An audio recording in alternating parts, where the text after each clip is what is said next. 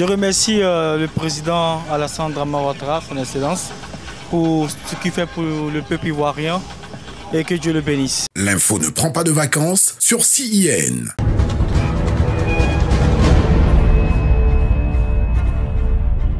Votre programme d'information avec l'UIL, l'Université internationale de Libreville, le fleuron de la formation universitaire en Afrique.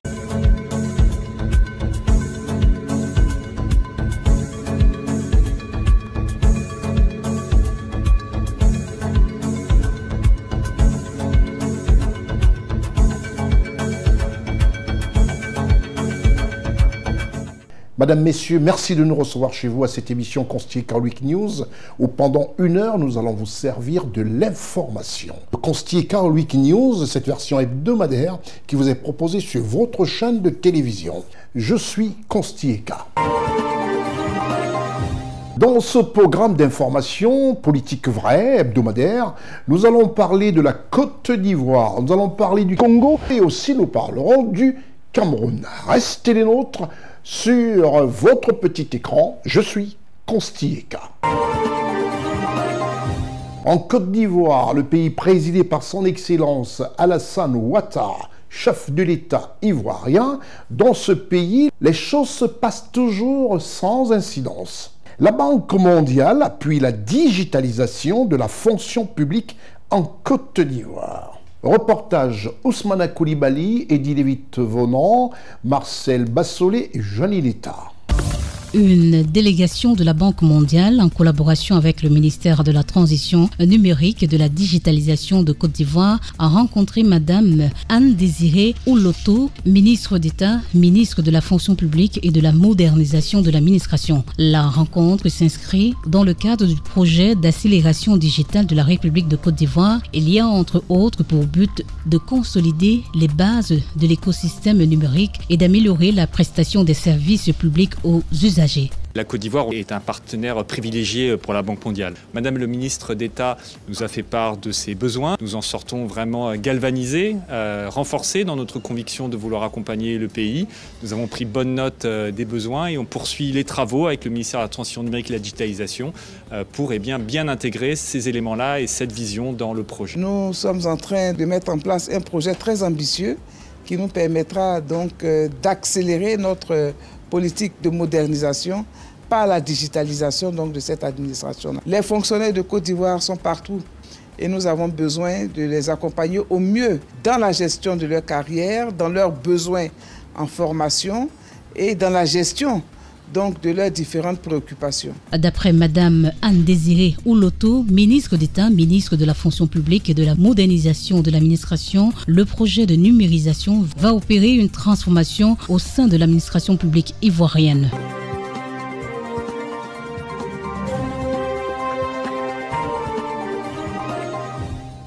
La République de Côte d'Ivoire, pour ceux qui nous prennent en marche, retenez que c'est le pays dirigé par le président Alassane Ouattara, un pays qui est situé au cœur de l'Afrique de l'Ouest.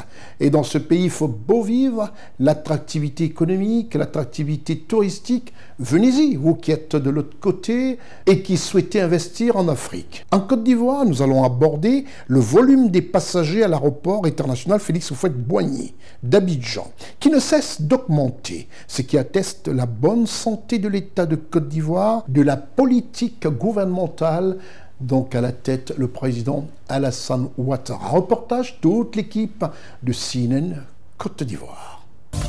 Le trafic de passagers à l'aéroport d'Abidjan est en progression continue depuis la fin du Covid-19, passant de 935 130 voyageurs en 2020 à 2 535 451 voyageurs à la fin de 2024, soit une hausse globale de 171,1% entre 2020 et 2024, a annoncé Koné Dioman, le directeur du cabinet du ministre des Transports, M. Amadou Koné, le jeudi 23 janvier 2025 à Abidjan Cocody, à l'ouverture de l'atelier national de consultation des usagers du transport aérien. Il faut noter qu'en 2023, la Côte d'Ivoire n'a réalisé qu'environ 1,04% du trafic total africain et 6,81% du trafic total ouest-africain. Il est donc important pour nous de marquer une pause, de discuter avec tous les acteurs réunis d'une politique nationale sur le transport aérien pour faire face à la compétitivité et améliorer la connectivité, renforcer également la sécurité et la sûreté, prendre en compte les questions d'environnement et répondre aux alertes des voyageurs et à leurs attentes, et de faire en sorte que les populations puissent voyager dans des conditions de confort et de sûreté. En 2024, l'aéroport d'Abidjan a enregistré une augmentation de 8,7% du nombre de passagers par rapport à 2023, où le total s'élevait à 2 331 917 passagers. Selon M. Koné Dioman, en matière de liaison aérienne, la Côte d'Ivoire est reliée en 2024 par des vols directs réguliers à 26 villes africaines, 4 villes asiatiques et une ville nord-américaine et 2 destinations européennes opérées par 23 compagnies aériennes régulières. S'agissant de la compagnie nationale Air Côte d'Ivoire, M. Koné Dioman, directeur du cabinet du ministre des Transports, a fait savoir qu'elle affiche une situation satisfaisante marquée par l'atteinte de l'équilibre financier et l'amorce d'un cycle de rentabilité. La compagnie nationale, qui affiche un résultat d'exploitation positif depuis 2021, a enregistré à la fin de l'exercice social 2023 un bénéfice de 658 millions de francs CFA. Air Côte d'Ivoire a élargi son éventail de destinations et s'apprête à lancer les vols long courrier avec l'inauguration des liaisons vers Paris. D'après Koné Dioman, le trafic intérieur connaît également une forte croissance avec une moyenne de 100 000 voyageurs par an comptabilisés par les aéroports nationaux.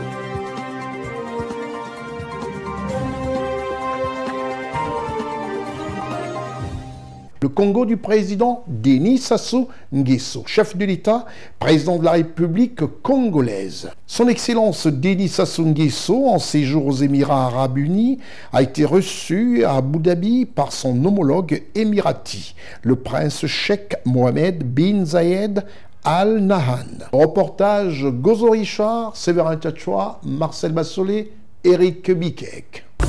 Les relations entre le Congo et les Émirats arabes unis sont prolifiques, caractérisées par des échanges constants entre les deux chefs d'État sur des sujets d'intérêt commun. Le président de la République du Congo, son Excellence Denis Sassou Nguesso, a été reçu le mardi 8 avril 2025 au palais de bord de mer à Abu Dhabi par son homologue émirati, le président cheikh Mohamed bin Zayed Al Nahyan. Son Excellence Denis Sassou Nguesso est à Abu Dhabi pour participer au Forum mondial des investissements. Des échanges cordiaux qui instaurent une dynamique de réciprocité entre les deux nations pour une coopération mutuellement avantageuse. Les échanges entre les deux chefs d'État contribuent à renforcer les relations établies en 2017, qui reposent sur plusieurs accords qui jusqu'ici s'exécutent sans souci. C'est ainsi qu'au terme des échanges, le président de la République du Congo, son Excellence Denis Sassou Nguesso, et le prince cheikh Mohamed bin Zayed Al Nahyan, président de la Fédération des Émirats arabes unis, ont pris part à la signature de l'accord global de partenariat économique entre la République du Congo et les Émirats arabes unis. L'accord a été signé du côté émirati par le ministre du Commerce extérieur et du côté congolais par le ministre des Finances, du Budget et du portefeuille public de la République du Congo. Un accord qui jette les bases d'une relation bilatérale renouvelée, dynamique, stratégique et mutuellement bénéfique. Cet accord prévoit l'instauration d'une zone de libre-échange entre nos deux pays et l'identification d'un certain nombre de prioritaires, parmi lesquels les secteurs des industries extractives, le transport et la logistique, l'agriculture, le tourisme, ou encore l'économie digitale. Voilà à peu près les secteurs qui sont concernés par cet accord que nous allons maintenant nous employer non seulement à faire ratifier, mais ensuite à opérationnaliser. Il est à noter que cet accord global de partenariat économique a été signé le mardi 8 avril 2025 à Abu Dhabi et il vient compléter le cadre juridique de la coopération entre les Émirats arabes unis et le Congo, tel que celui de la concession pour la gestion et l'exploitation du terminal polyvalent du port de Pointe-Noire au Congo, ainsi que celui de l'obtention des visas pour les détenteurs du passeport diplomatique et de service.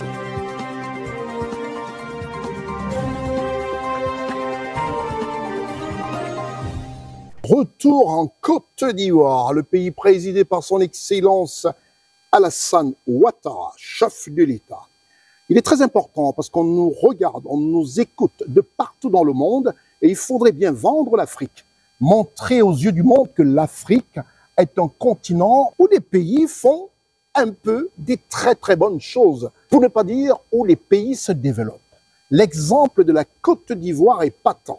Le président de la République, qui parle peu et surtout qui pose des actes, vient encore de faire ce qu'il y a de beau, de très beau, et continue, parce qu'à chaque fois qu'il a l'occasion de s'exprimer. Il dit toujours, je construirai encore des ponts et des infrastructures.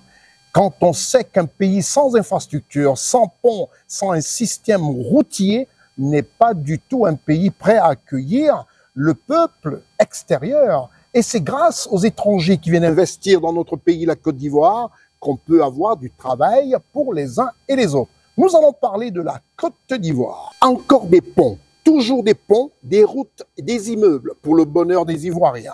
Cher au président de la République Alassane Ouattara, cette fois, c'est le VPR, à savoir le vice-président de la République, qui a inauguré officiellement l'échangeur du carrefour Akwaba, porte d'entrée de la capitale ivoirienne. En venant bien sûr par les airs, à bord d'Air Côte d'Ivoire, qui est un tout petit peu un des fleurons de l'administration Alassane Ouattara et qui permet aujourd'hui qu'on se retrouve pratiquement comme à Libreville et qu'on peut voyager entre différentes capitales africaines sans problème. Sinon, qu'aurions-nous fait pour se rendre dans différentes capitales?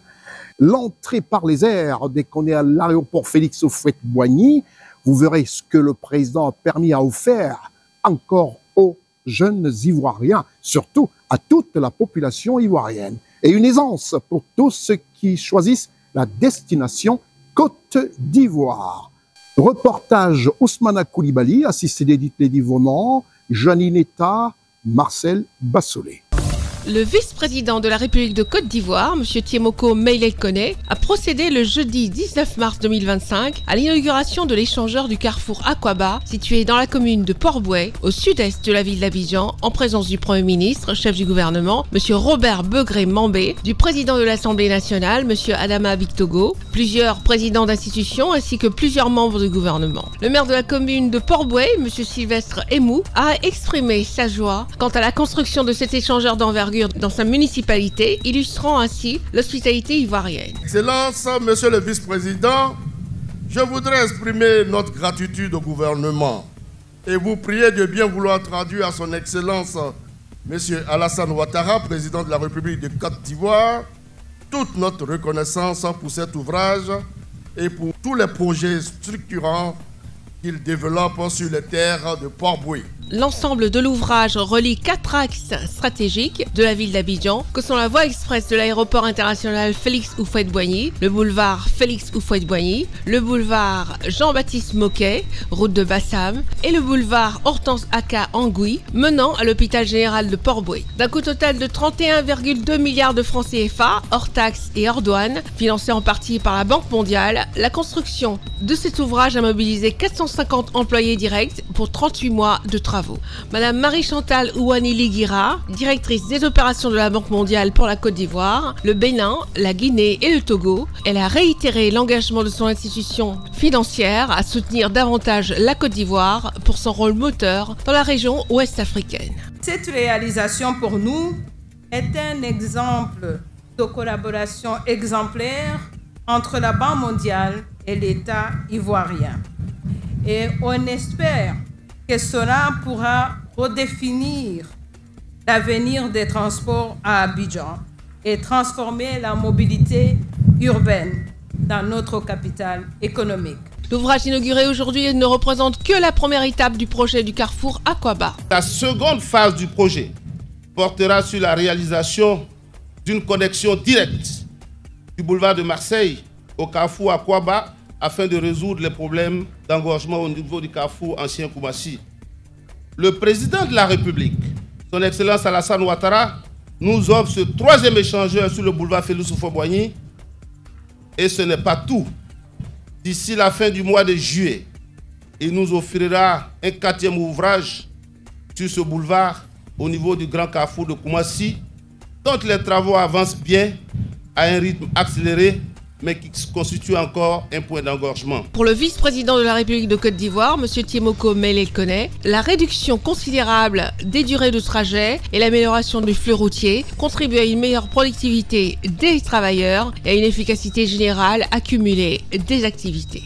Les investissements stratégiques consentis dans le secteur routier, notamment les autoroutes, les voies rapides et les échangeurs, participent effectivement et activement à l'amélioration des conditions économiques et sociales des populations À ce titre, je tiens à saluer et encourager la mise en œuvre accélérée des autres projets d'infrastructures en cours ou en préparation, dont la concrétisation viendra renforcer davantage le développement inclusif impulsé par le président de la République. L'échangeur d'Akwaba reflète également la dynamique de modernité et de progrès soutenu par le président de la République.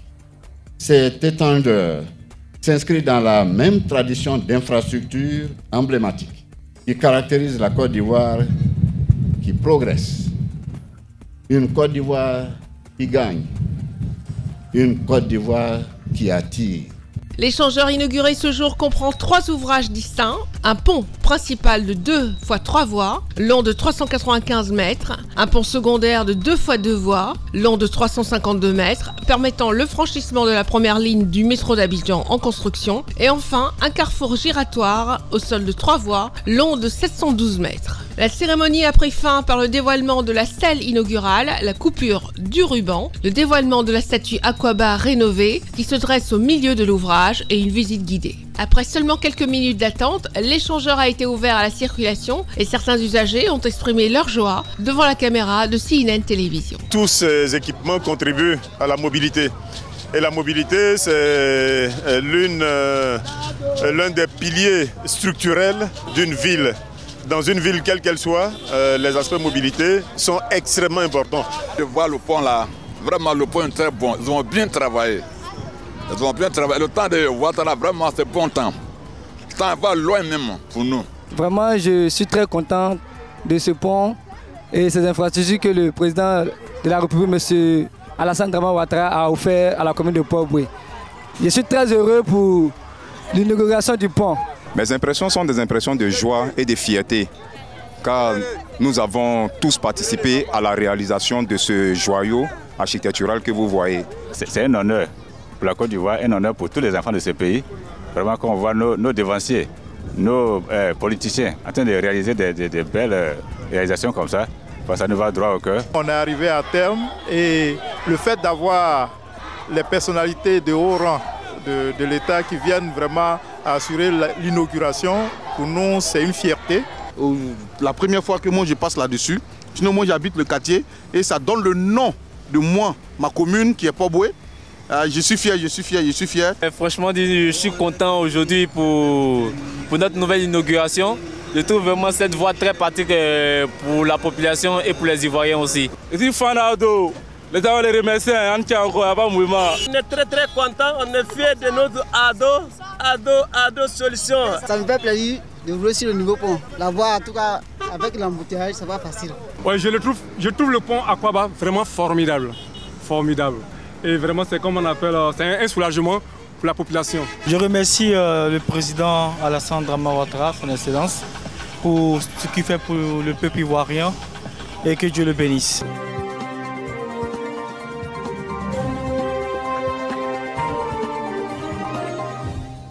Nous restons toujours en Côte d'Ivoire et nous parlons de sécurité.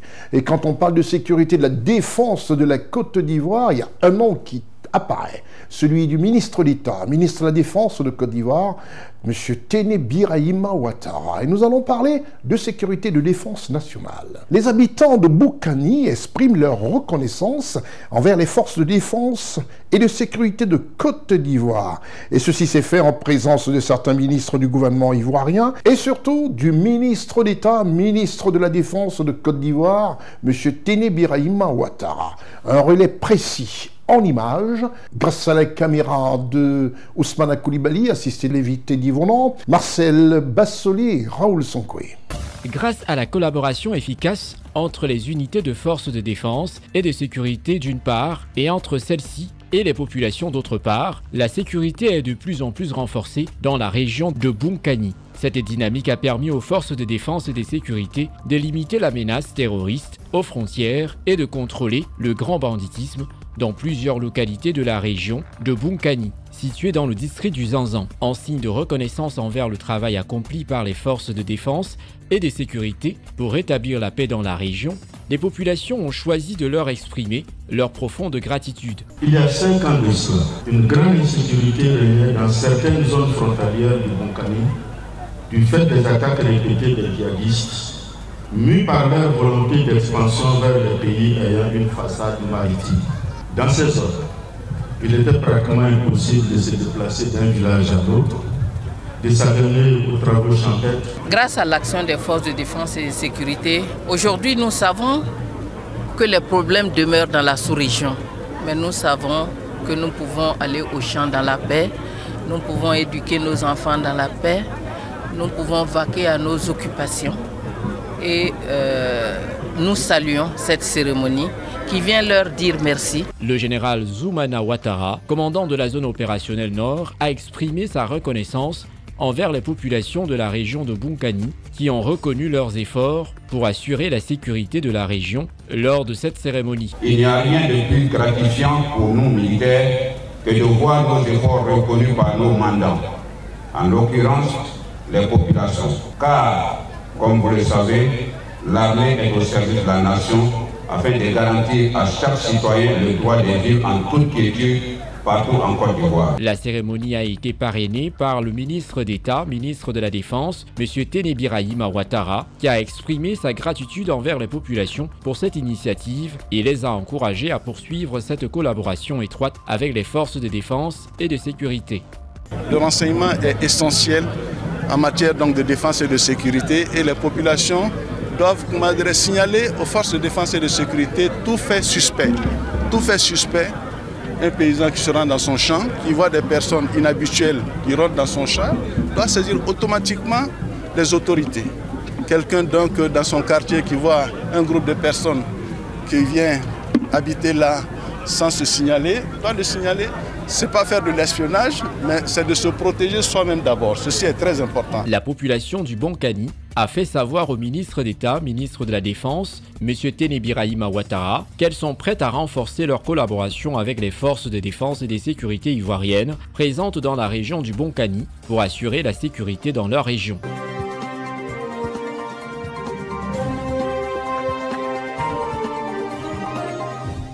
Direction le Gabon pour l'Université internationale de Libreville, qui est cette université qui a décidé de faire les choses autrement, à savoir former la jeunesse, les étudiants, pour être tout de suite aptes au travail, c'est-à-dire rentrer dans la vie professionnelle. Un clin d'œil à notre partenaire officiel. L'Université internationale de Libreville, reconnue d'utilité publique grâce à son partenariat avec l'État, est un établissement privé d'enseignement supérieur à vocation scientifique et technologique composé, entre autres, de l'École polytechnique de Libreville, de la Faculté de droit et des sciences politiques, de l'Institut international de recherche biomédicale et biotechnologie, de l'Institut supérieur de gestion et d'économie appliquée, et de l'École de médecine et de pharmacie.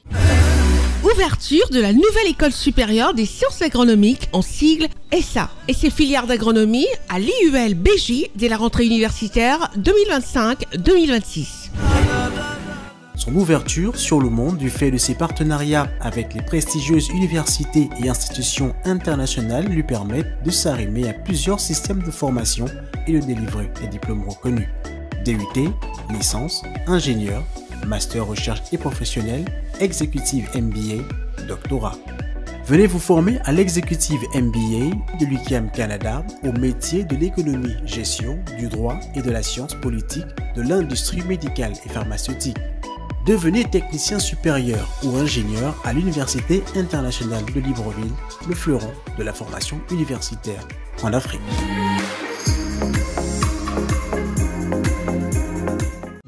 Inscription ouverte pour l'année universitaire 2025-2026.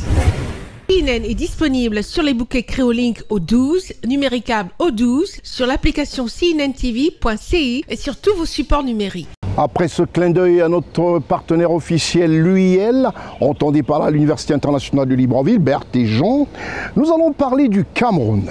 Le Cameroun, ce pays triangulaire, ce pays qui est bourré de ressources et avec un peuple très intelligent, un peuple bourré aussi de talent, est un pays aujourd'hui, il fait beau vivre comme au Burkina Faso, comme au Togo, au Gabon, au Sénégal, en Côte d'Ivoire, où l'équipe de CNN est représentée et dignement installée. Nous allons parler du Cameroun. S'il est vrai que le SINAC a réuni les acteurs de l'audiovisuel, du cinéma, de nombreux pays, des chaînes de télévision et radio, des hommes de médias venus du Sénégal, du Burkina Faso, du Togo, du Bénin, de Côte d'Ivoire, du Congo, du Gabon, et une présence remarquable du groupe de télévision CNN et C-Web Info, et de nombreux directs intégrales de la télévision Sound Plus TV, qui a été la télévision mère de ce SINAC 2025, dont le professionnalisme s'est avéré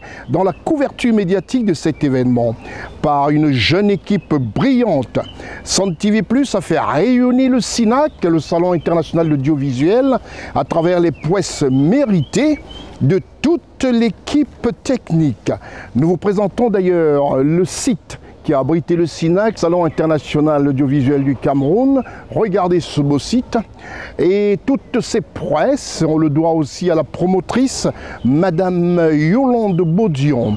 Quand on pense qu'ils sont venus de partout, toute la grande famille africaine était réunie dans ce lieu dont vous apercevez surtout la présence remarquable du stand de CNN, qui a marqué un coup fort en montrant aux uns et aux autres comment est-ce qu'il faut être présent dans un salon comme celui-là, dont l'honneur revient à la jeune et brillante promotrice camerounaise, directrice générale de Marabout, qui a prouvé encore une fois qu'au Cameroun, des choses peuvent se faire bien, surtout quand il y a un coup de pouce. On espère que pour l'édition, la 4e du genre en 2026, l'État camerounais pourra exactement apporter un peu plus. Et vous comprenez ce que je veux dire, numéroment.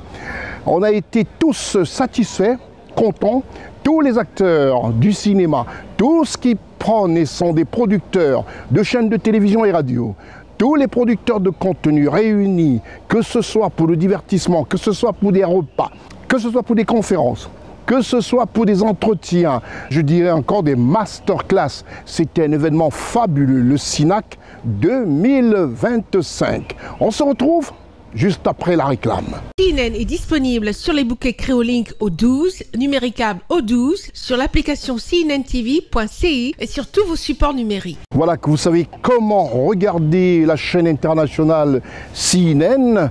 Entendez par là une chaîne qui ne donne que de l'information vraie, du très bon divertissement, des très beaux films et qui est réservée aussi au contenu africain. Cette chaîne est disponible, comme vous l'avez vu, dans cette réclame. Je vous retrouve juste après vous avoir encore édifié sur la visibilité de CNN. CNN est disponible sur les bouquets Créolink au 12, numéricable au 12, sur l'application cnntv.ci et sur tous vos supports numériques. Retour au Cameroun, toujours, ce pays d'Afrique centrale, et où nous parlons du SINAC. Désormais, vous devez retenir un nom, Yolande Bodion, la promotrice. Elle a cru à cette idée, Madame Yolande Bodion, la directrice générale de la structure de production événementielle et de contenu Marabout, basée au Cameroun. Elle en a fait un véritable rendez-vous de toute la profession, de tous les hommes de médias, de tous qui produisent des contenus.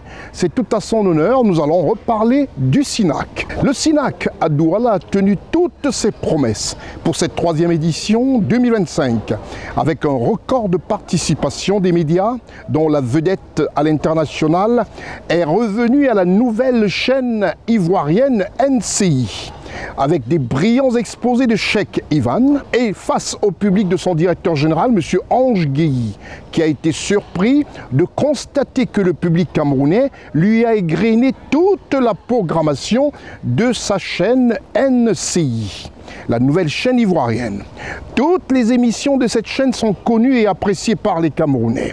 La 3e édition 2025 du Salon international de l'audiovisuel du Cameroun, SINAC, fut simplement une réussite, présidée par le ministre de tutelle, à savoir M. René Emmanuel Sadi, ministre de la Communication du Cameroun, qui s'est attardé pendant de longues minutes face au stand de la télévision internationale, le CIN. Et ainsi donc a remercié et dit des choses élogieuses, des choses qui donnent envie de continuer, de poursuivre à toute la grande équipe de CNN, celle représentée en Côte d'Ivoire, au Cameroun, au Gabon et en France. Reportage Stéphane Négou, Éric Bikek, Séverin Kachoua, Gozo Richard, Charlotte Abdoulaye, Géninita, toute l'équipe centrale de CNN Cameroun a pris d'assaut le SINAC de fond en comble.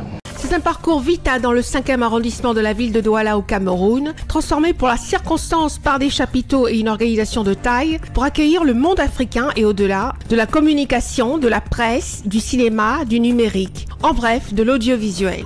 Cette 3e édition présidée par le ministre de la Communication du Cameroun, M. René Emmanuel Sadi, qui effectue le déplacement de Yaoundé, capitale politique et siège des institutions camerounaises, pour la capitale économique Douala. Avec à ses côtés le directeur général de la CRTV, M. Charles Ndongo, parrain de cette 3e édition, le représentant du gouverneur de la région du Littoral, le préfet du département du Vouri, le maire de Douala 5e et l'ensemble des délégations venues du Niger, de la Côte d'Ivoire, du Sénégal, du Gabon, du Congo, de RDC et de France. L'ouverture de ce salon a précédé la conférence inaugurale par les allocutions de bienvenue à Douala du maire de Douala 5e, de la promotrice du SINAC, Mme Yolande Bodiong, du parrain de cette 3e édition du SINAC 2025, M. Charles Ndongo, et ensuite du ministre de tutelle qui présidait cette 3e édition du SINAC 2025, M. René Emmanuel Sadi, qui par sa présence effective à Douala soutient cette noble et enrichissante initiative de Mme Yolande Bodiong. Il m'est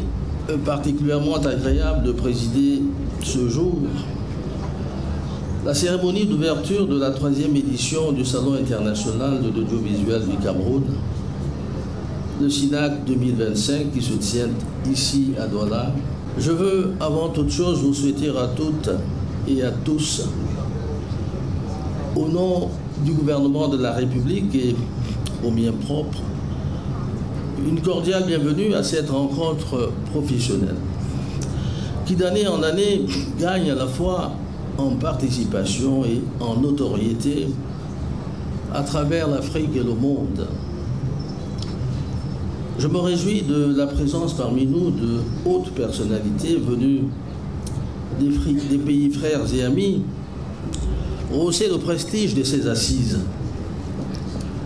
Dans la même veine, je salue tout particulièrement le déplacement en terre camerounaise de professionnels de l'audiovisuel venus en nombre du monde entier apporter leur savoir-faire et leurs expériences, rehaussant de ce fait la qualité des travaux programmés tout au long de ce salon.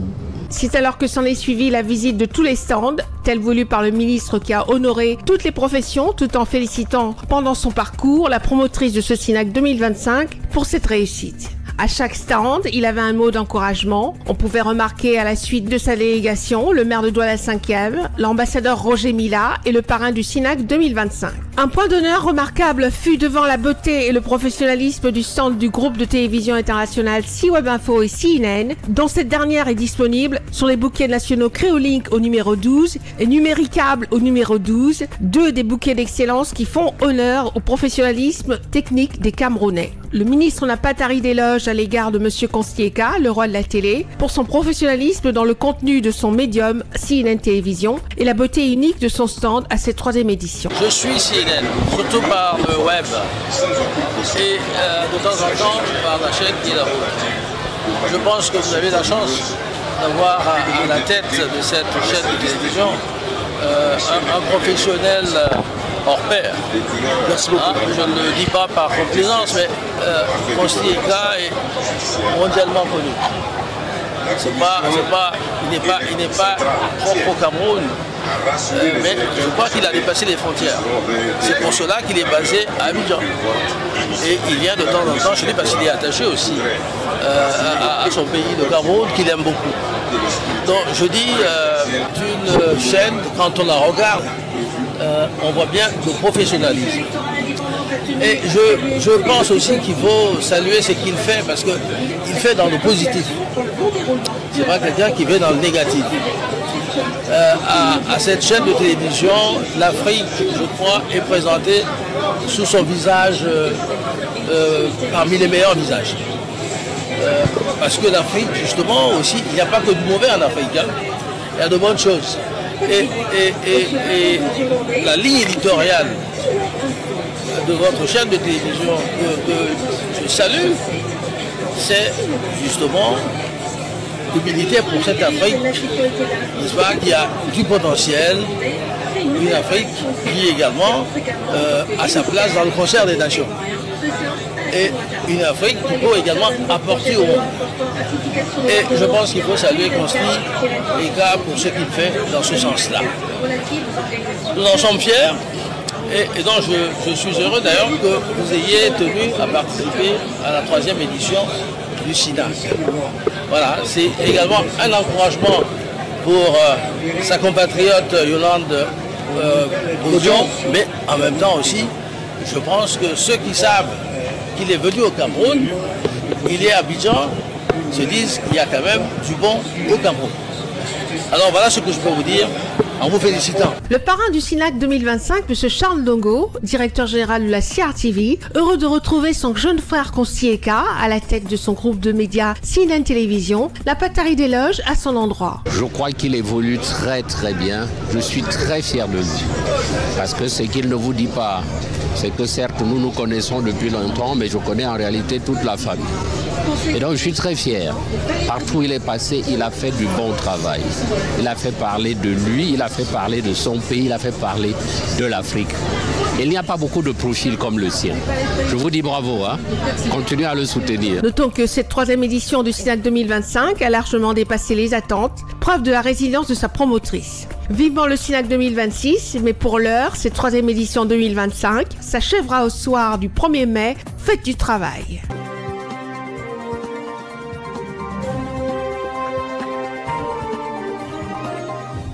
En quittant le Cameroun pour la Côte d'Ivoire et reparler enfin de qui est-ce qui a été porté à la tête de la Banque africaine de développement, les assemblées générales annuelles de la Banque africaine de développement qui sont déroulées ici même à Abidjan du 26 au 30 avec de nombreuses personnalités qui parlent économie et sont intéressées par l'économie africaine. Et comme je vous l'ai dit au début de cette émission, la figure de proue de l'opposition camerounaise, M. Akere Mouna, y était un homme de loi, quelqu'un qui a guéri à la gestion dans sa branche spécifique des hautes responsabilités qui lui ont été accordées dans des hautes instances africaines.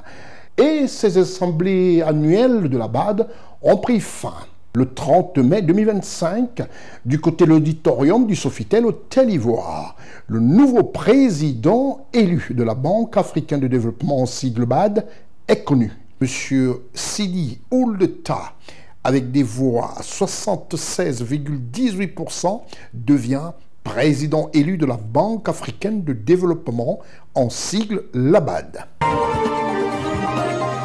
Le 30 mai 2025, une clôture exceptionnelle qui a pris de court dans un show inédit offert par le président sortant de la Banque africaine de développement pour le grand plaisir de tous. I want to sing We Are the World. J'aimerais chanter We Are the World.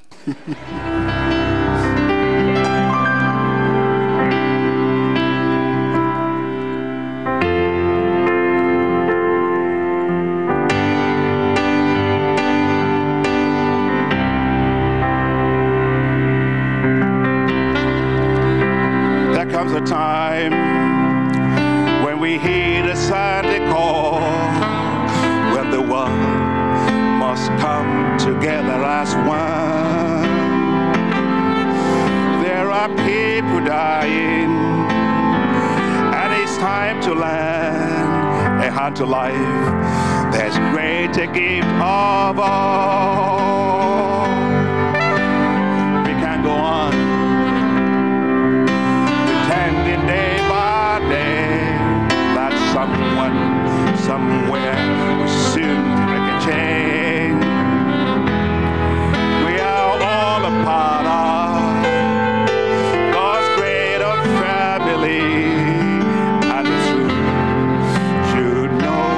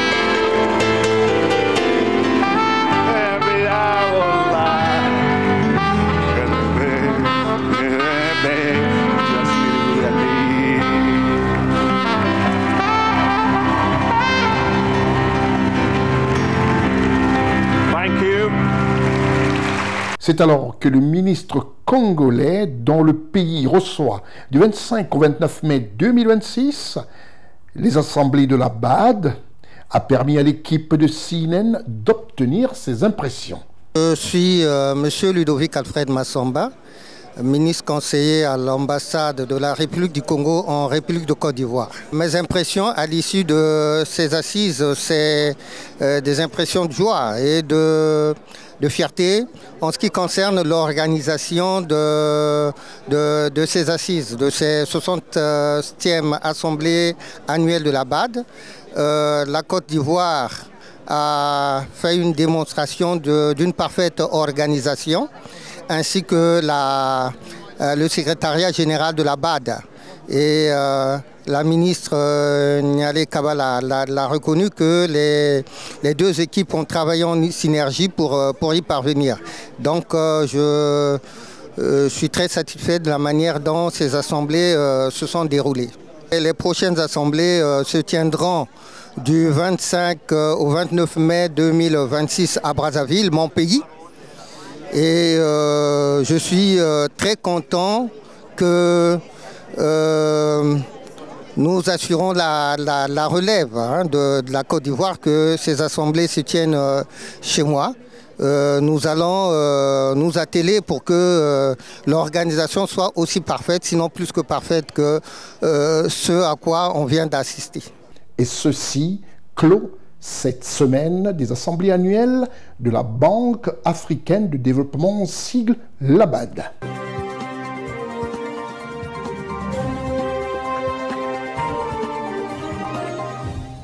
Et nous allons parler du Conseil des ministres en République de Côte d'Ivoire, présidé par son Excellence Alassane Ouattara, chef de l'État ivoirien. Le Conseil des ministres de la République de Côte d'Ivoire est devenu un rendez-vous bimensuel incontournable, avec la présence du vice-président, du Premier ministre et des ministres du gouvernement Begré Mambé. Tout de suite, le palais présidentiel avec Ousmane Koulibaly et la célèbre voix de Charlotte Abdoulaye, avec un très bon relais sonore de Severin Tchatchoua et à la post-production Marcel Bassolé.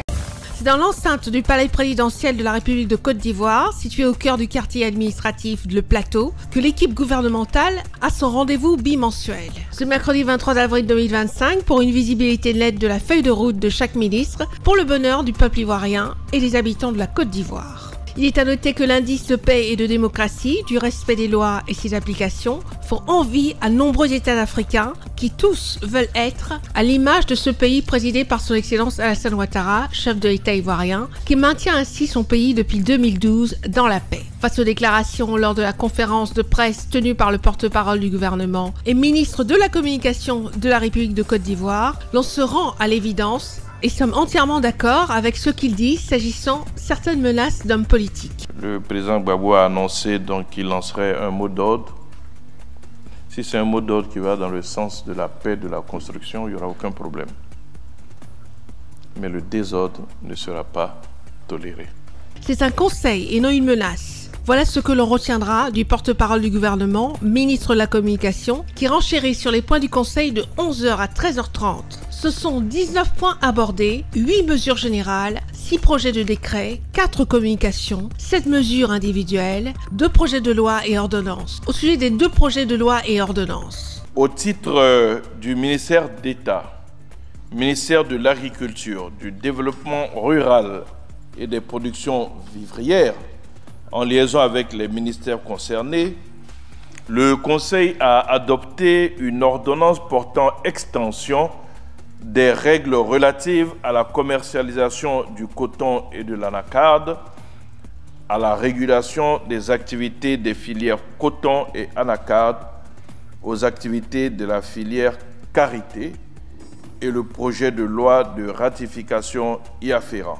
Au titre du ministère des Finances et du Budget, en liaison avec les ministères concernés, le Conseil a adopté une ordonnance relative à la mise en œuvre du démantèlement tarifaire appliqué aux produits non sensibles dans le cadre de l'accord portant création de la zone de libre-échange continentale africain, la ZLECAf donc, et le projet de loi de ratification y afférent. Au sujet de 6 projets de décret. Au titre du ministère d'État, ministère de l'Agriculture, du Développement rural et des productions vivrières, en liaison avec les ministères concernés, le Conseil a adopté 2 décrets. Le premier décret porte création, attribution, organisation et fonctionnement des organes de coordination et de suivi de la mise en œuvre du programme national de sécurisation foncière rurale 2023-2033. Le deuxième décret adopté par le Conseil est quant à lui relatif à la création, aux attributions, à l'organisation et au fonctionnement de l'Observatoire national du foncier rural, ONFR, un organe consultatif sectoriel. Au titre du ministère des Mines, du pétrole et de l'énergie, et cela en liaison avec les ministères concernés, le Conseil a adopté 2 décrets portant attribution d'un permis de recherche valable pour l'or, respectivement à la société Awalé Ressources SARL dans les départements de Béléban et Samatigila et à la société Awalé Ressources SARL dans le département de Béléban et d'Odjéné. Au titre du ministère des Affaires étrangères, de l'intégration africaine et des Ivoiriens de l'extérieur, en liaison avec tous les ministères concernés, le Conseil a adopté un décret portant ratification de l'accord sur la promotion, la protection et la garantie des investissements entre les États membres de l'Organisation de la Conférence islamique, donc l'OCI. Au titre du ministère de la Construction, du Logement et de l'Urbanisme, en liaison avec les ministères concernés, le Conseil a adopté un décret portant déclaration d'utilité publique de la parcelle de terrain formant le lot numéro 1 de l'îlot du lotissement de Cocody, lycée technique résidentiel Nord, objet du titre foncier 204 697 du livre foncier de Cocody. Au sujet de 7 mesures individuelles. Au titre du ministère des Affaires étrangères, de l'intégration africaine et des Ivoiriens de l'extérieur. Au titre de ce ministère, donc, le Conseil a adopté 4 décrets portant nomination de 4 ambassadeurs extraordinaires et plénipotentiaires de la République de Côte d'Ivoire à l'étranger. Au sujet de 4 communications. Au titre du Premier ministre, chef du gouvernement, ministre des Sports et du cadre de vie, le Conseil a adopté une communication relative à la mise en œuvre du programme social du gouvernement à fin décembre 2024. Au titre du ministère de la promotion de la jeunesse, de l'insertion professionnelle et du service civique, en liaison avec les ministères concernés, le Conseil a adopté 2 communications. La première communication est relative au projet Carte Jeune. La deuxième communication adoptée par le Conseil, toujours relativement à ce ministère, porte sur le bilan de la mise en œuvre du programme jeunesse du gouvernement, le PJGOV 2024, au 31 décembre 2024 et aux perspectives donc de 2025 du PJGOV. Au titre du ministère de la Santé, de l'Hygiène publique et de la couverture maladie universelle, en liaison avec les ministères concernés, le Conseil a entendu le compte-rendu de la participation de la Côte d'Ivoire au sommet Nutrition pour la croissance les 27 et 28 mars 2025 à Paris. Le Conseil a été informé qu'une délégation conduite par M. le haut représentant de son Excellence, M. le Président de la République, et comprenant Madame le ministre d'État, ministre de la fonction publique, et notre ambassadeur, donc Patrice Vanga, représentera Monsieur le Président de la République aux obsèques de Sa Sainteté, le pape François. C'est alors que le porte-parole du gouvernement, face à la presse nationale et internationale, a rappelé ceci en présence de l'équipe de CNN. L'engagement du chef de l'État, c'est de garantir la paix et la sécurité dans notre pays. Et on sait que cet engagement il y tient. Et il le respecte parce que depuis 15 ans, nous sommes en paix. Je dirais un peu moins de 15 ans parce que nous avons eu les périodes troubles de 2011 jusqu'à 2012. Mais je peux dire que depuis 2012, l'Ivoirien est en paix, l'Ivoirien est en sécurité. Prochain Conseil de ministres le 7 mai 2025.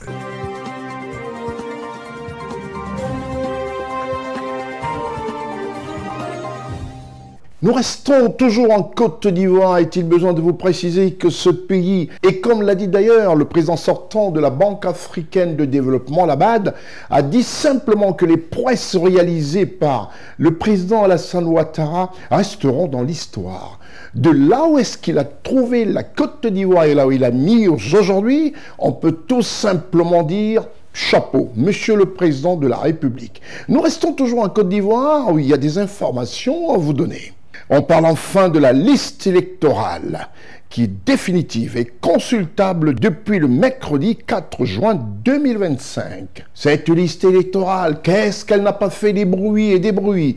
Et le président de la CEI, à savoir M. Koulibaly Kouibert, il a été prêt ici à donner les informations à temps. Et vous verrez comment est-ce qu'il s'exprime avec toutes ces informations qui disent et qui prédisent simplement que les élections en Côte d'Ivoire se passeront comme elles doivent se passer, à savoir dans le respect des institutions en place.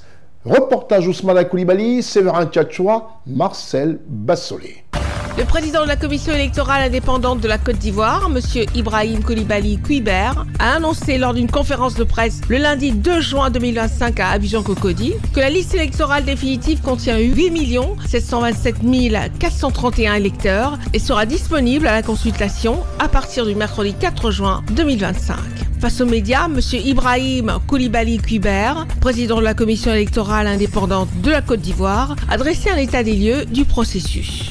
Nombre d'électeurs, 8 727 431, soit une hausse de 715 006 nouveaux électeurs, c'est-à-dire 8,92%.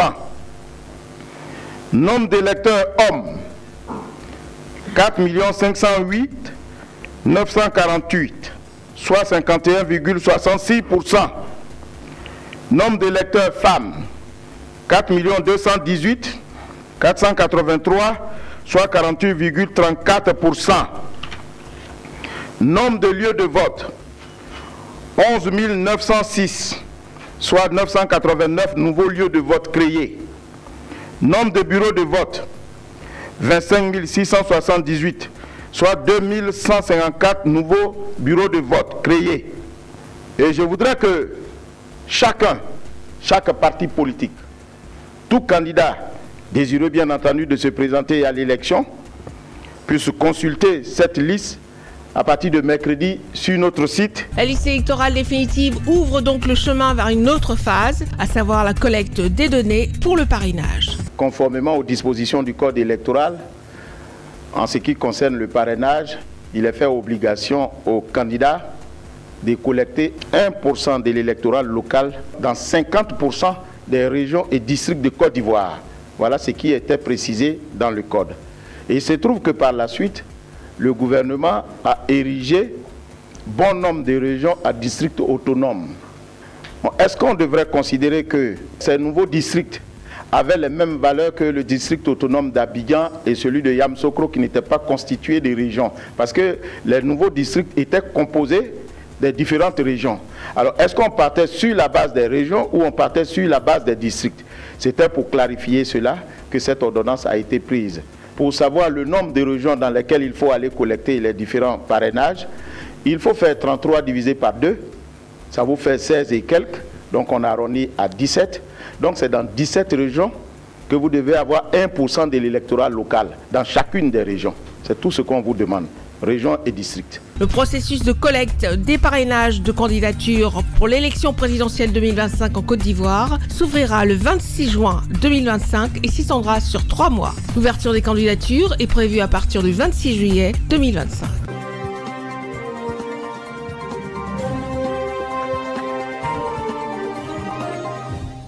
Avant ce grand format, encore un petit coup de gueule. Pourquoi, à un an des élections présidentielles au Gabon, au Cameroun, en Côte d'Ivoire, des boîtes à Pandore s'ouvrent de part et d'autre, différents réseaux, différents médias? Pourquoi? Pourquoi n'aime-t-on pas voir le bonheur des Africains? Pourquoi toujours réveiller des marmites qui ont encore des âmes des sorcières? Il était important pour nous aujourd'hui ici d'avoir plutôt un œil de regard positif et de se dire que les seuls juges de nos pays d'Afrique restent les populations. Et seules les populations vont juger nos politiques, nos députés, nos ministres, nos chefs d'État. Et quand certains préfèrent poser des actes, au lieu de parler, au lieu de s'investir sur les plateaux de télévision, de se répandre sur les plateaux de télévision et sur les réseaux sociaux, c'est le lieu pour CNN de tendre notre micro et de féliciter ses dirigeants. Et dans ce grand format, nous avons lancé dans les rues de Côte d'Ivoire notre équipe de reportage dirigée par Ousmane Coulibaly, avec à ses côtés l'évité d'Yvonon et Marcel Bassolé. Et dans ce grand format, nous avons décidé plutôt de donner la parole aux Ivoiriens. Vous verrez comment les Ivoiriens donnent de la voix. Que pensent-ils de l'électricité, l'électrification de leur pays, la Côte d'Ivoire, ainsi que de l'adduction d'eau, quand on sait que l'eau et l'électricité sont des éléments majeurs pour la vie et le bonheur d'un peuple. C'est à cela que nous souhaitons aujourd'hui que la jeunesse africaine s'emploie, à ne regarder que ce qu'il y a de positif et à juger ce qui nous dirige sur des faits. CNN et toute son équipe de reporters, dirigée par Ousmane Coulibaly, dans les rues de la Côte d'Ivoire pour ce grand format.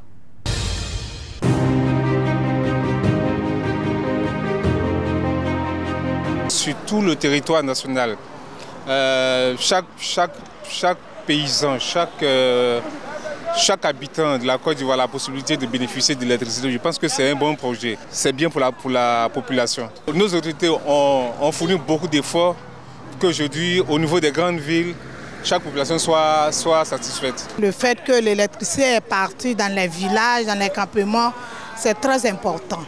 Donc on ne fait que dire merci au président de la République de l'Excellence, M.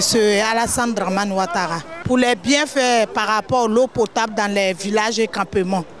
Parce que ça évite beaucoup de maladies, surtout la diarrhée, en tout cas plein de choses. Vraiment, on lui dit merci. Aujourd'hui, presque tous nos villages sont électrifiés et c'est une bonne chose. Je dis d'abord merci au président d'avoir pensé à donner l'eau à toutes les populations sans faire de la politique. Voilà, parce que l'eau n'est pas un instrument de politique. Voilà. En cela, je dis merci au président. Je dis merci d'abord au président de la République. Au niveau de l'électricité, dans nos villes, dans nos villages, eh bien, il y a pas mal de choses à dire. On lui dit merci. Parce qu'aujourd'hui, dans presque tous les villages de la Côte d'Ivoire, il y a de l'électricité partout. Voilà. Donc, à ce niveau-là, moi, je ne peux que remercier l'État. Je remercie le président de la République pour les efforts vraiment à ce niveau. L'eau potable, on en trouve partout en Côte d'Ivoire, que ce soit des villages, même dans les campements, dans les villes. On lui dit aussi également merci, on dit merci à tout le gouvernement ivoirien pour ce travail abattu. De ma part, je peux seulement dire merci à l'État de Côte d'Ivoire. Parce que vraiment, en tout cas dans nos villages, il y a la lumière maintenant, il y a l'eau potable. En tout cas, on dit merci à l'État de Côte d'Ivoire et bonne continuation surtout. L'électricité, comme on le dit, ça précède toujours le développement.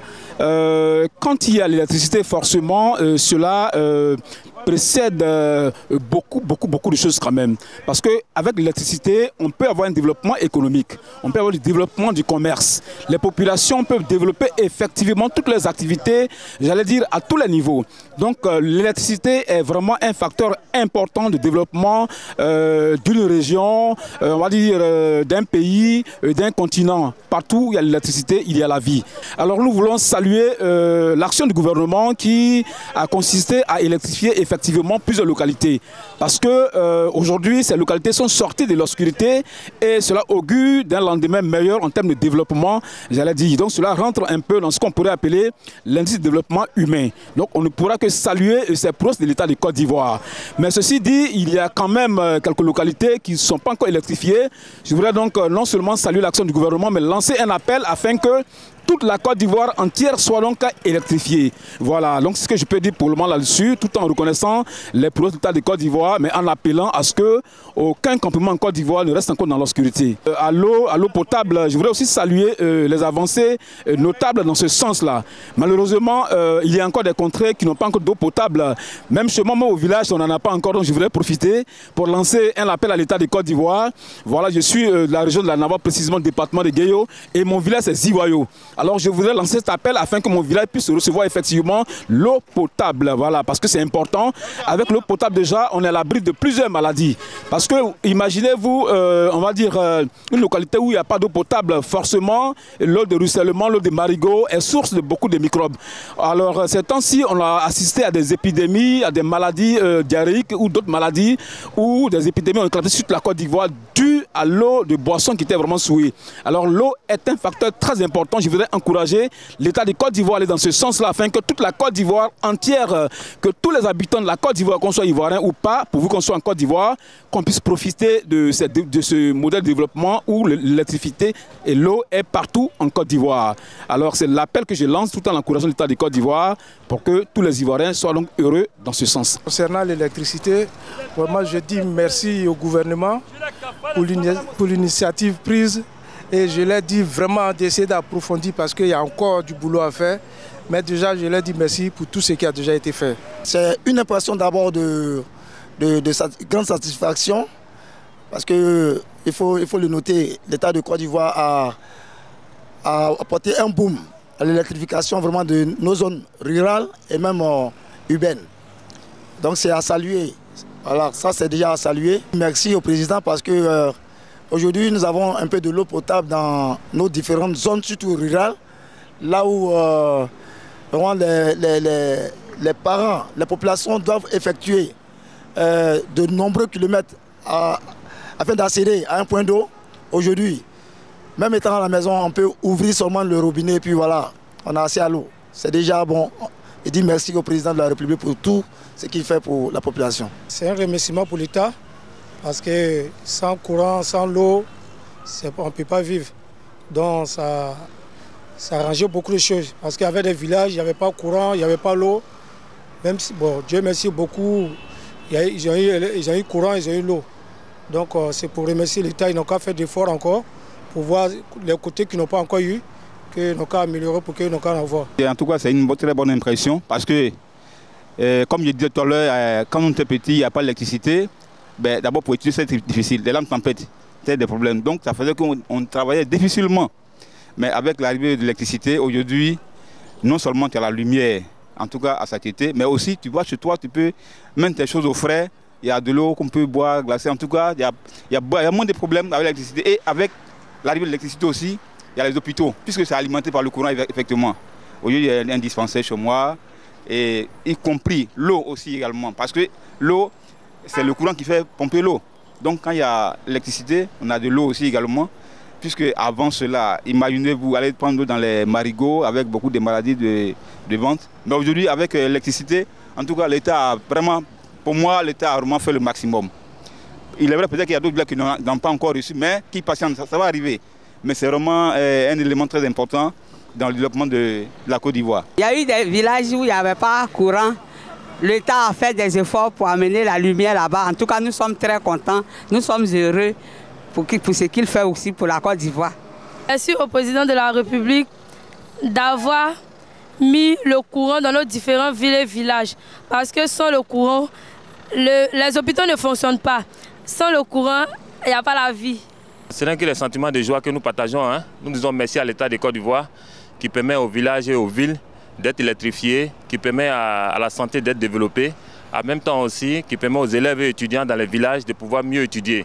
Et c'est ce qui donne de bons résultats qu'on commence à avoir ces temps-ci. Nous disons merci, grand merci au président de la République par rapport à de l'eau potable qu'on met dans tous les villages. Je pense que la population est en train de bénéficier des actions. En 10 ans, après ces 15 ans, le président de la République est en train de faire tout ça. Nous disons merci par rapport à tout ça et nous disons aussi à la population de bien entretenir tout ce qui est en train de faire par l'État de Côte d'Ivoire. On ne peut dire que merci à son Excellence, M. Alassane Ouattara, pour tous ces bienfaits qu'il a accomplis dans certains villages et villes. Merci à lui d'avoir construit des châteaux d'eau, car grâce à lui, certaines familles peuvent désormais avoir de l'eau pour pouvoir contribuer à leurs besoins. Merci beaucoup à lui pour tout ce qu'il a fait pour nous. Merci beaucoup, papa. Je tiens à remercier le président de la République, son Excellent M. Alassane Ouattara, d'avoir donné au moins le courant à tout un chacun dans les villages, ainsi de suite. En tout cas, je suis très heureux. On a besoin de ça en tout cas. Les parents sont en brousse. Voilà. D'autres n'arrivent même pas à avoir au moins ce qu'ils veulent. Mais à cause du président actuellement, on arrive au moins à s'entretenir tranquillement avec l'électricité. De l'eau potable d'abord, ça sert à la santé. Voilà. Avec l'eau potable, forcément, tu dois être en santé en chaque moment. On a été à remercier encore, voilà, à la nation. Le président, nous sommes en Côte d'Ivoire. Voilà, on est debout comme ce soir. C'est d'abord de dire merci à l'État, de dire merci au gouvernement. Voilà, et depuis un moment, on voit que toutes les villes, les villages sont électrifiés. Et c'est une grâce, c'est une opportunité pour tout le monde. Ça va permettre à nos jeunes vraiment de pouvoir peut-être se donner à l'école, de pouvoir étudier, voilà, de progresser. Et puis encore permettre à ceux qui sont à l'intérieur d'être informés. Parce que l'électricité, qui parle d'électricité, parle de la télé et autres, tout outils d'information. Et vraiment, c'est à saluer, voilà, c'est à saluer, c'est vraiment à saluer. Aujourd'hui, on constate que dans toutes nos localités, dans tous nos villages, même les fins fonds des villages, aujourd'hui, il y a de l'eau. Et c'est juste lui dire merci.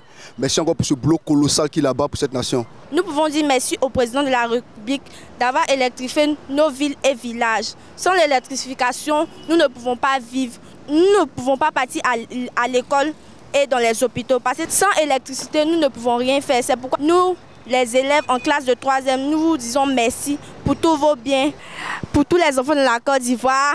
Salut!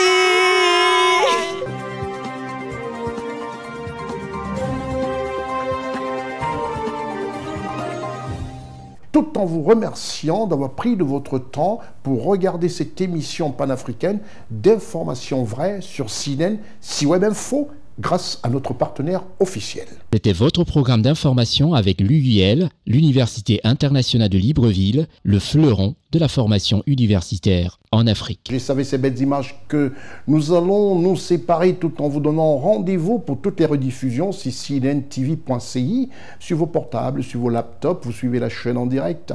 Et n'oubliez pas les heures de rediffusion, c'est-à-dire 8h du mat tous les jours, toute la semaine, 11h30, 16h45 et 19h sur cnntv.ci. Et les rediffusions aussi sur CIWeb Info, ainsi qu'une multitude d'informations concernant l'Afrique. www.ciwebinfo.ci. Vous avez une chaîne, une des premières en Afrique, qui vous donne l'information africaine 24h/24, sans interruption. Tout en vous remerciant, je vous donne rendez-vous au prochain numéro. Je suis Constieka. Au revoir.